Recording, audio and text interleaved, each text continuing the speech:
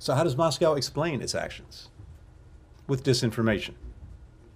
It claims that Ukraine is threatening Russia, that Ukraine seeks to provoke a conflict, and that the Russian troop buildup and the tanks and heavy artillery are all purely defensive. That's like the fox saying it had to attack the henhouse because its occupants somehow pose a threat. We've seen this gaslighting before. When Russia invaded Ukraine in 2014, it claimed that Ukraine was the aggressor to justify pre-planned military action.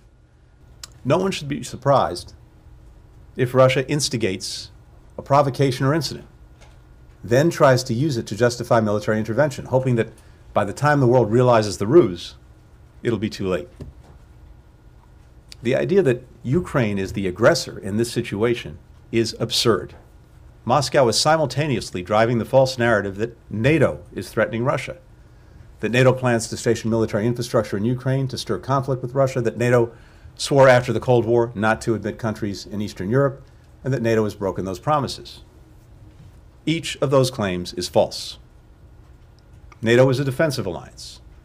It exists to protect, not to attack.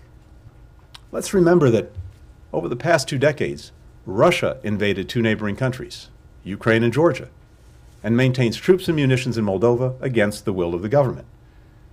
It's interfered in elections in many nations, including our own. It's used chemical weapons to try to assassinate opponents of the Russian government, including poisoning Sergei and Yulia Skripal when they were on NATO allied territory in England.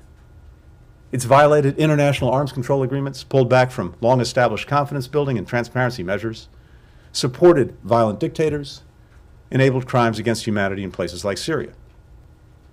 Diplomacy is the only responsible way to resolve this crisis. We are fully committed to meaningful, reciprocal dialogue with Russia, just as we're fully committed to consulting and coordinating with our allies and partners, including the European Union, in all our discussions in all formats. We would far prefer a diplomatic path and a diplomatic solution to a crisis that Russia has brought forth. Our goal is to have a relationship with Russia that is predictable and stable, so that we can cooperate when it's in our mutual interest and address our differences with an open and frank dialogue. It'll be very difficult to make actual progress if Russia continues to escalate its military buildup and its inflammatory rhetoric. And we've been clear with Russia about what it will face if it continues on this path, including economic measures that we haven't used before, massive consequences.